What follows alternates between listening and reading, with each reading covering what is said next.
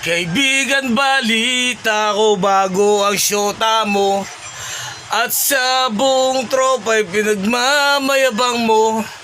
At pagkakasama mo to, taas daw ang noo mo, kasi Diyosing daw ang syota mo.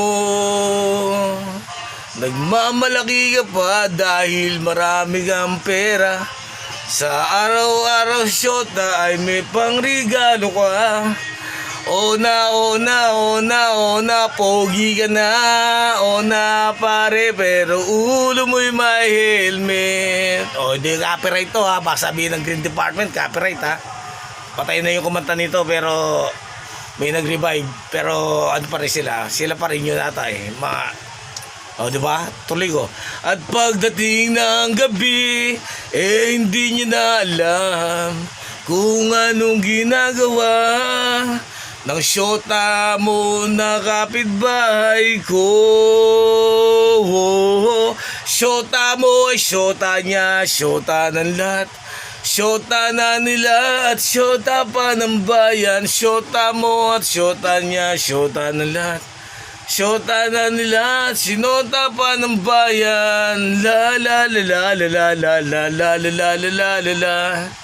La la la la la la la la la la la la la la.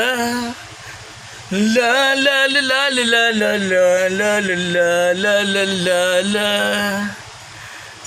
O diba? At sinota ko na rin ang tiyakang syota mo. Sinota ko na rin. Joke lang ha. Mamaya mapirate tayo, di ba? Hindi ko naman inaakin yung kanta nyo na yan, di ba? Sa totoo lang. Huwag kayong ano ba tawag doon? Huwag kayong maging singer kung ayaw nyo ipakanta yung isang kanta. Yan ang tunay. O, di ba? Hindi, para sa mga anto, di ba? Kasi iba kasi nagmamirate eh. Tapos kinaka-copyright.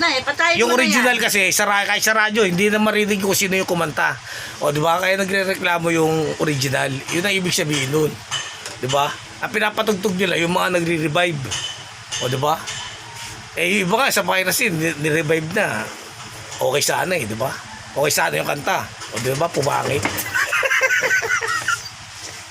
Pero yung ibang nag-revive maganda. O di ba? Kahit natatakpan yung original. Yan ang tunay. O, diba? O, kaya yung kanta ko niyan, i-pirate nyo yan. Bibigyan ko kayo ng ano, i-allowed ko kayo na ano, na i-piracy nyo yan. O, diba?